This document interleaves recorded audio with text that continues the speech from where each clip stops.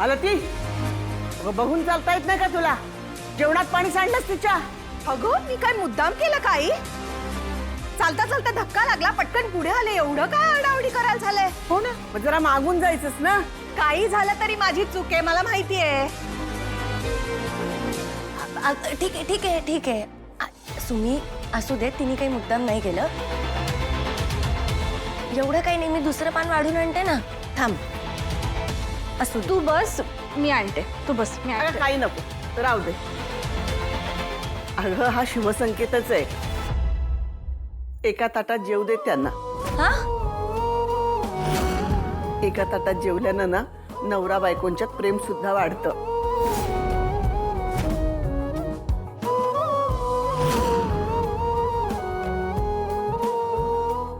धनुष, घास भरव. हो.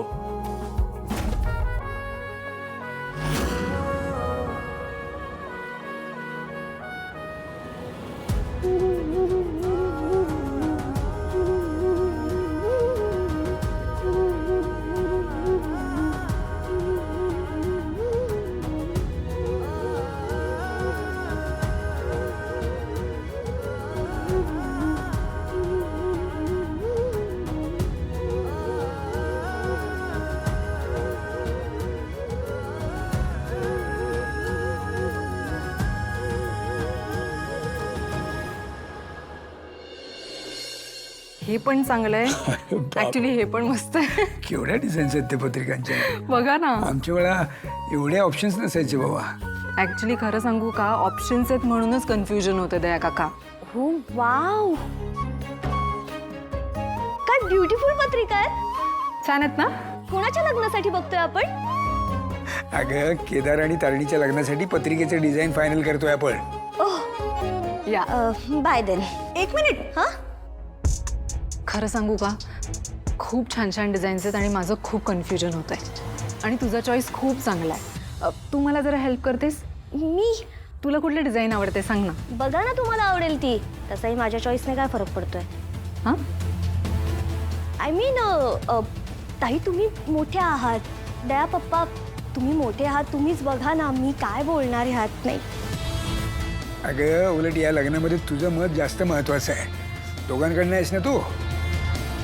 दोघांकडून? हा. का? अगं, तारिणीची बहीण आहेस ना तू, आणि केदारची भाऊज आहे. हे दोघांकडनं झाली नाहीस का? बरोबर. बघ ही छान आहे. ही ती वरची ती. ही हा हा, छान आहे. खरं तर मला सुद्धा हीच पत्रिका आवडली होती. होय. Thank you so much Nishita. Welcome. तू पुढाकार घेतलास म्हणून केदार तारिणीच्या लग्नाचा विषय आम्हा सगळ्यांच्या डोक्यात आला. आम्हा सगळ्यांकडनं तुला खरंच मनापासून खूप थँक्यू. वेलकम. द्या काका, तुम्हाला पण आवडलंय ना? हो हो, ही कर. हा. काय छान आहे ना पत्रिका? आवडली? हो नाही, ते मी बघतेय ना, तुझ्या बहिणीच्या लग्नाची तयारी करायला तुला किती मज्जा येते ते. पद्मिनी मम्मा, तुम्ही समजताय तसं नाहीये. मलाही तितकाच त्रास होतोय जितका तुम्हाला. मग ते तसं दिसू पण दे ना. म्हणजे अगं मूर्ख मुली, हे लग्न तुझ्यामुळे होतंय. त्या तारिणीला या घरातून बाहेर काढायचं होतं, पण आता तिलाच वाजत गाजत घरात घ्यावं लागणार आहे. तुला जे काय करायचं ते कर, पण हे लग्न होता कामा नये. नाहीतर माझ्याकडे एक प्लॅन आहे. प्लॅन? कोणता? तुला या घरातून बाहेर काढायचं. बघ, निर्णय तुझा आहे. म्हणजे तुला या घरात राहायचं असेल तर हे लग्न तुला मोडावं लागेल.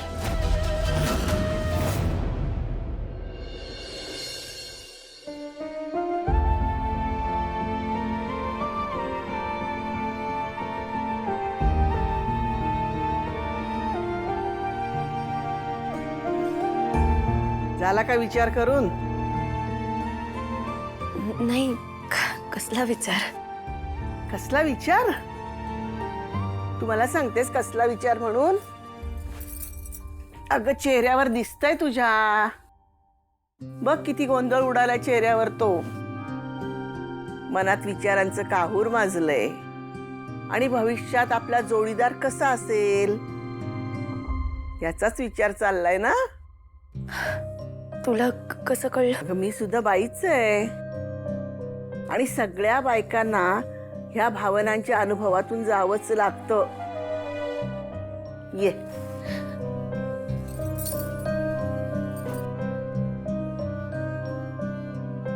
तारिणी, तुमचं लग्न जरी झालेलं असलं ना तरी सप्तपदीच्या वेळेला प्रत्येक मुलीच्या मनात धाकधूक असतेच.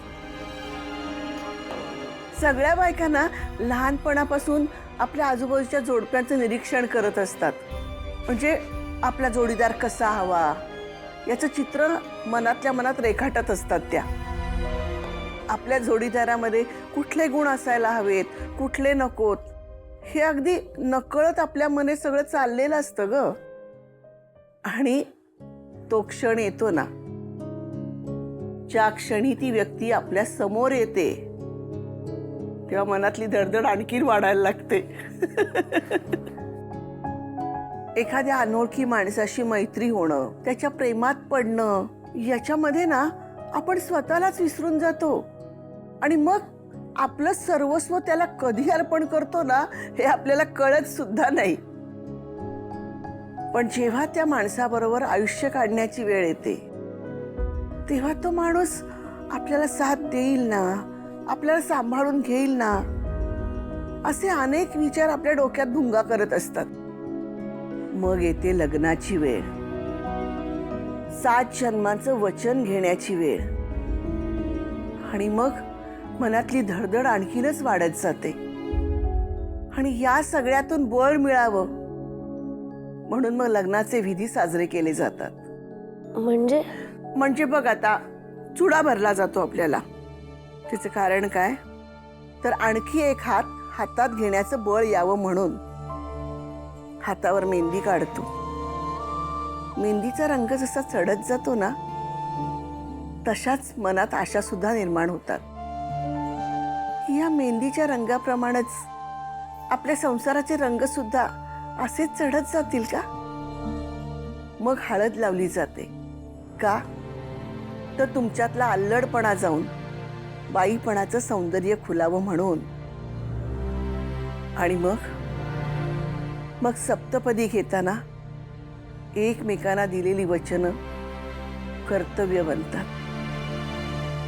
आपल्या प्रत्येक सुखदुःखात, चढ उताराच्या मार्गात, चांगल्या वाईट प्रसंगात आपल्या जोडीदाराची साथ आपल्याला मिळेल ना. कळलं?